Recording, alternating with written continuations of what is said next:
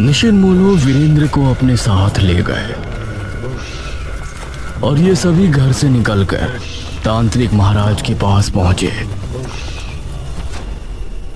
तांत्रिक महाराज, आप ठीक हैं? हम तो ठीक हैं, लेकिन जो अभी हुआ आप सभी ने देखा। निशिर-मोलो उस आदमी को ले गए, लेकिन वो वापस कैसे आ सकते हैं? वो तो चले गए थे ना। हे भगवान, एक तरफ उस संक्रमण का डर जो पूरे देश को अपनी चपेट में ले रहा है, दूसरी तरफ दमयंती और तीसरे ये निशिर-मोलो। ऐसा लग रहा है कि खतरा हर तरफ से हमारी तरफ ही बढ़ रहा है। जब तक हमें निशिर-मोलो के वापस आने का रीजन पता नहीं चल जाता, तब तक हमें उनसे उसी तरह खुद को बचाना पड़ेगा जैसे पहले बचाया करते थे। दमयंती की अगली चाल क्या होगी, हमें उसके लिए भी तैयार रहना होगा। फिलहाल हमें अपना पूरा ध्यान इस संक्रमण को रोकने में लगाना है। इस तरफ दमयंती अपनी गुफा में बैठी एकदम जली कटी जा रही थी। उसने सामने रखा हुआ अग्निकुंड भी लात मारकर गिरा दिया। या मेरा वीरेंद्र कहाँ है? कौन थे वो 4 नकाबपोश जो उसे ले गए? दमयंती, ये तुम क्या कर रही हो? तुमने क्रिया में इस्तेमाल होने वाले अग्निकुंड में लात क्यों मारी? ये काली विद्या का अपमान है। हे काली दुनिया की देवी, क्षमा करें। आप ही बताइए, वो 4 आदमी कौन थे? पहले तो वो मुझे सिर्फ सपने में दिखा करते थे, अब वो असल में कैसे आ गए? और वो वीरेंद्र को कहाँ ले गए? वो निशिर-मोलो है दमयंती। कौन है वो निशिर-मोलो? तुमको याद नहीं क्या, जब तुम महाराज के साथ सिंहासन पर बैठी थीं, तब कुछ फरियादी आए थे। हाँ, वो ये पूछ रहे थे कि महाराज उन लाशों का क्या करते थे, और फिर मैंने उनको खत्म कर दिया था। हाँ, असल में जो आखिरी मुर्दा तुम्हारे पास आया था, उस मुर्दे को ले जाने वाले 4 नकाबपोश आदमियों को महाराज के सिपाहियों ने मार दिया था। उन्हीं की आत्मा मरने के बाद निशिर-मोलो बनी और तब से ही ये बेरमपुर में भटकते थे। मेघना ने इनको महाराज की लाश देकर वापस भेज दिया था, लेकिन अब ये वापस कैसे आ गए इसका ज्ञान मेरे पास भी नहीं है। ये मुझे मेरे सपनों में क्यों नजर आते थे? क्या इसके बारे में भी तुमको कुछ नहीं पता? जिस तरह भगवान अपने भक्त को पहले ही चुन लेता है, उसी तरह शैतान ने भी तुमको पहले ही चुन लिया था, और शैतान जिसको चुन लेता है वो उसके भविष्य काल की कुछ तस्वीरें उसको पहले ही दिखाना शुरू करता है। इस पर दमयंती ने अपने सपने को फिर से याद किया। आधी रात का पहर था, चारों तरफ घना जंगल। दमयंती डरी सहमी सी अंधेरे के बीच खड़ी थी। ये मैं कहाँ आ गई? क्या मैं सही जगह हूँ? वो इधर उधर देख रही थी, लेकिन घने जंगल के अलावा कुछ भी नजर नहीं आ रहा था। तभी उसे एक आवाज सुनाई दी। ये आवाज सुनकर वो अचानक से डर गई और झाड़ियों के बीच जा छिपी।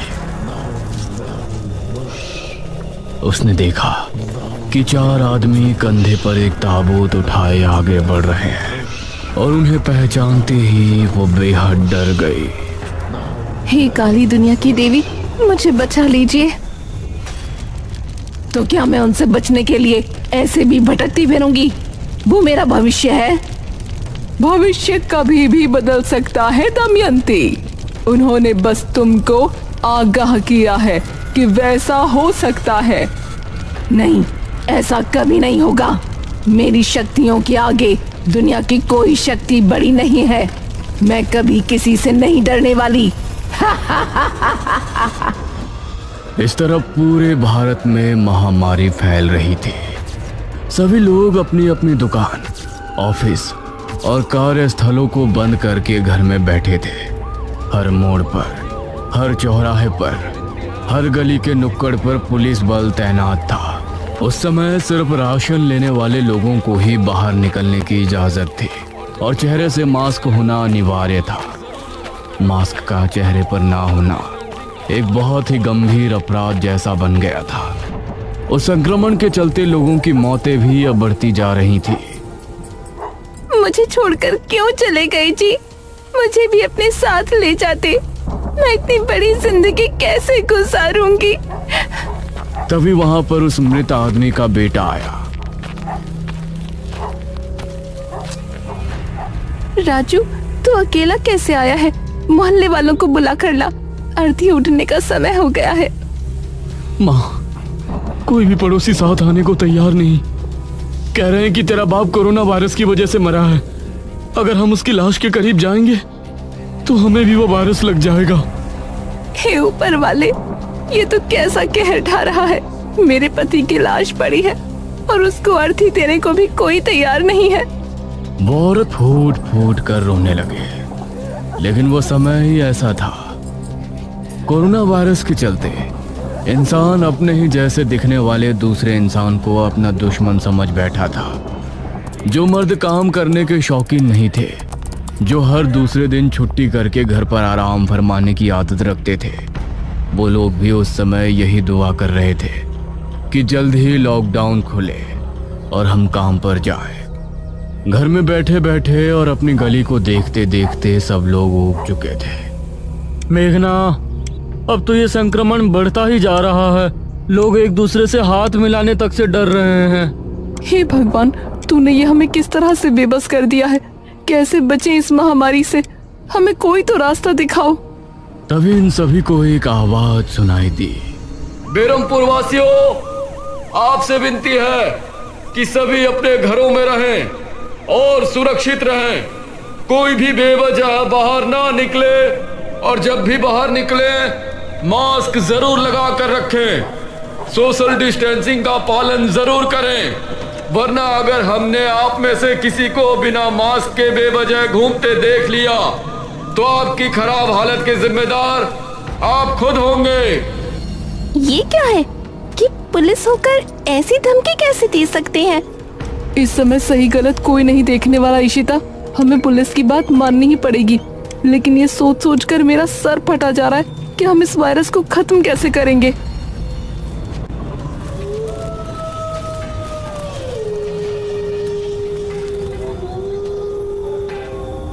रात के 12 बजे एक पुलिस वाला बेरमपुर के चौक पर तैनात था। अरे, इतने रात में तो कोई ना आया। अब तो मेरी लाठी भी पड़ी पड़ी ऊब गई है। तभी उसको सामने से एक बाइक आती हुई नजर आई। पुलिस वाला उसको देखकर छिप गया और जैसे ही वो आदमी चौक पर पहुंचा तो अचानक पुलिस वाला उसके सामने आ गया। चल रहे हीरो, बाइक साइड में लगा। वार्निंग देने के बाद भी घूमने का शौक खत्म नहीं हो रहा है ना? अब देख कैसे मैं तेरी कमर का गुंबद बनाता हूँ। ये सुनकर उस लड़के ने पुलिस वाले को अपनी जेब से एक 500 का नोट निकाल कर दिया। जाने दो ना साहब, आते समय भी एक और नोट दूंगा। ये सुनकर पुलिस वाला मुस्कुराया। ठीक है, लेकिन 1 घंटे के अंदर वापस आ जाइयो। बड़े साहब आ गए तो मैं भी कुछ ना कर पाऊंगा। जी जरूर। ये कहकर लड़का वहां से चला गया।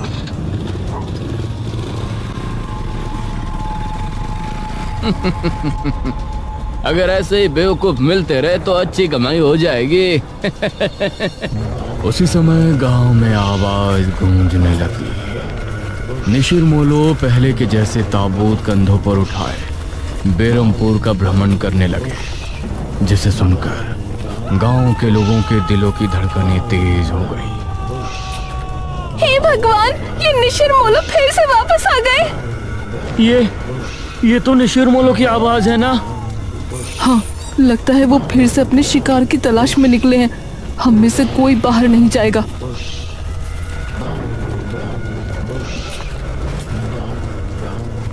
अरे, ये कौन है भाई? इतना शोर कर रहे हैं। उसने देखा तो सामने से निशिर मोलो आ रहे थे। अरे, ये कौन है? ओहो, पुलिस के डर से रात में अर्थी लेकर जा रहे हैं। कोई बात नहीं, आने दो, इनसे तो सीधे 10,000 लूंगा।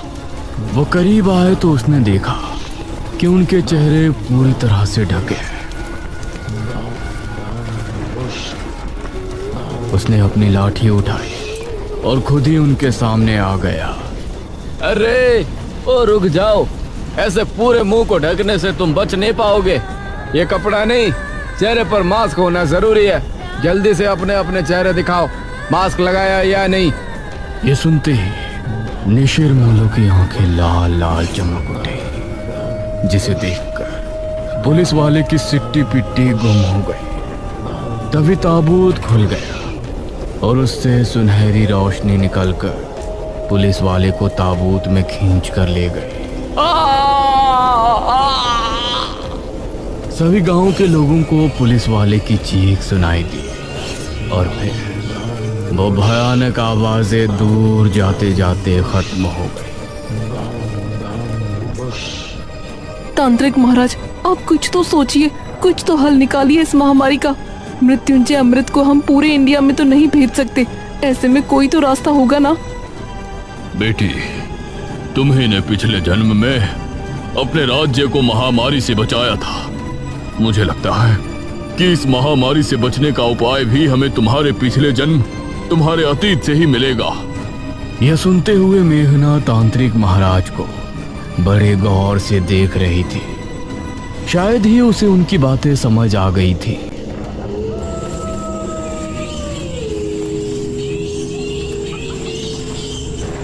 रात करीब 2 बजे के समय मेघना ने खुद को जंगल में पाया। वो धीरे धीरे आगे कदम बढ़ा रही थी। उसके चेहरे पर कोई भाव नहीं था। तभी उसके सामने दमयंती आ गई। कैसी हो राजकुमारी मेघालय?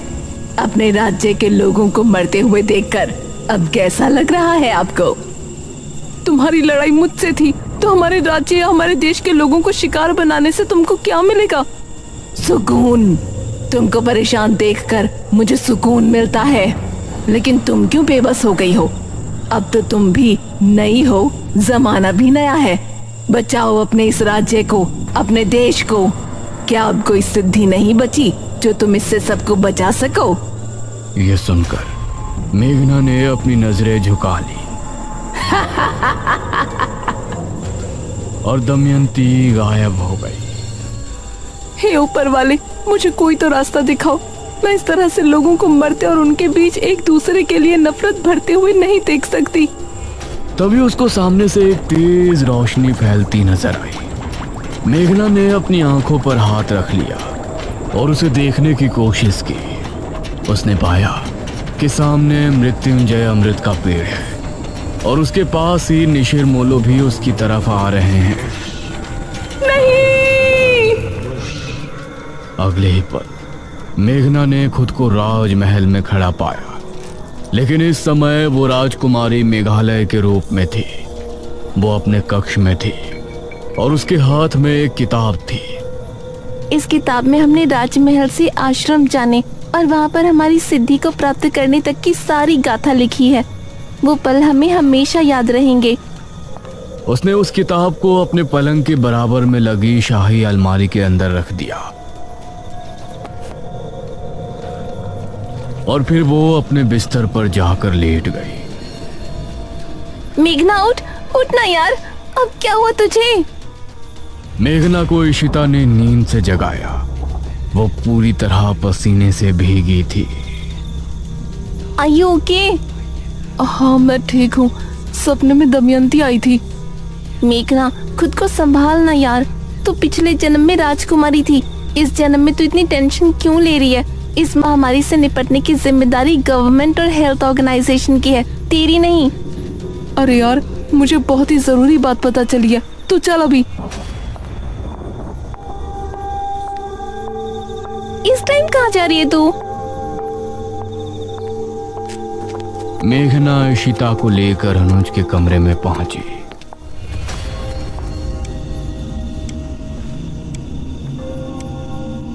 अनुज, जल्दी उठो। अनुज आंखें मलता हुआ उठ बैठा। अरे वाह, आज तो सुबह सुबह मेघना ने मुझे जगाया है। आज का दिन तो बहुत अच्छा जाएगा। अरे ओ मजनू, सुबह नहीं रात के 2 बज रहे हैं। अरे इस समय क्या हुआ मेघना, सब कुछ ठीक तो है ना? हम तीनों को अभी राजमहल जाना होगा। इस समय वो भी राजमहल? अब तुमको वहाँ क्यों जाना है? ठीक है, तुम दोनों बस सवाल पूछते रहो, मैं अकेले ही जा रही हूँ। ये कहकर मेघना कमरे से निकलने लगी। अरे रुको, मैं भी चल रहा हूँ यार। इशिता और अनुज भी उसके पीछे हवेली से निकले और ये अब तीनों राजमहल की तरफ रवाना हो गए। मेघना बहुत तेज तेज कदम बढ़ा रही थी और 20 मिनट चलने के बाद राजमहल इनके ठीक सामने था।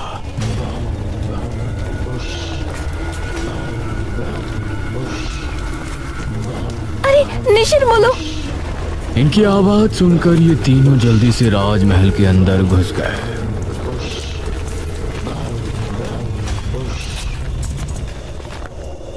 थैंक गॉड, मुझे तो लगा था कि आज हम गए। मेरे साथ आओ। मेघना अपने कक्ष में पहुंची।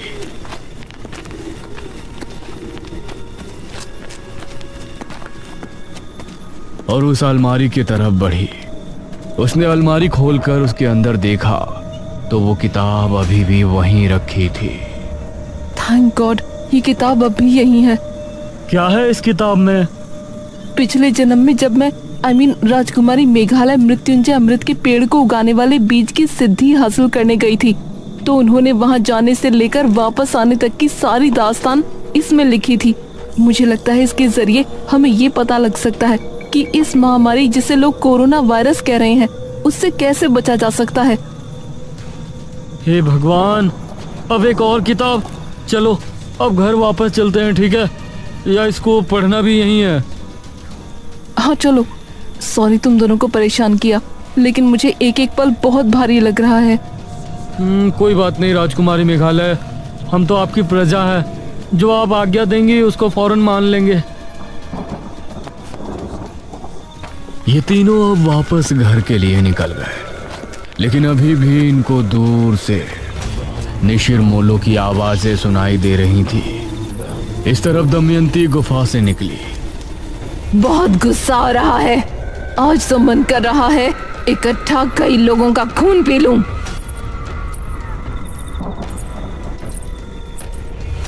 एक चौराहे पर 2 पुलिस वाले बैठे थे। अरे ओ तल पड़े, जरा एक चाय तो लेकर आना।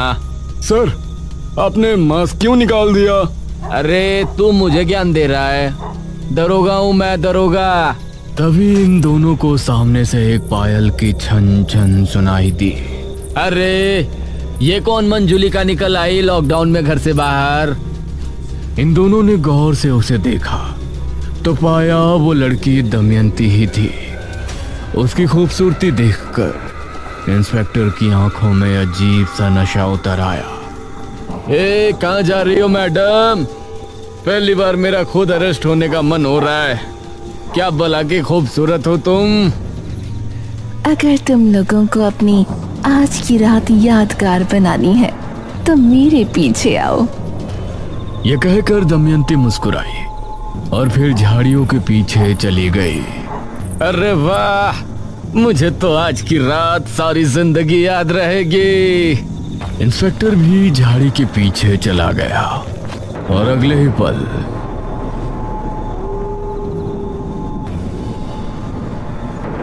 उसके कपड़े बाहर आ गिरे।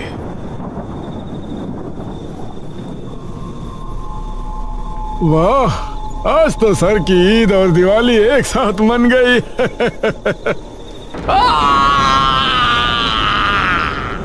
इंस्पेक्टर की चीख सुनकर कांस्टेबल हैरान रह गया। क्या हुआ सर? तभी दमयंती उसके सामने आ गई। उसके दांत बहुत भयानक हो गए थे, आंखें भी लाल सुर्ख होकर चमक रही थी। आ जाओ मेरी जान, तुमको अपनी रात खूबसूरत नहीं बनानी क्या? ये कहते हुए दमयंती ने कांस्टेबल को कसकर गले लगा लिया और उसकी चीख फिजा में गूंज गई।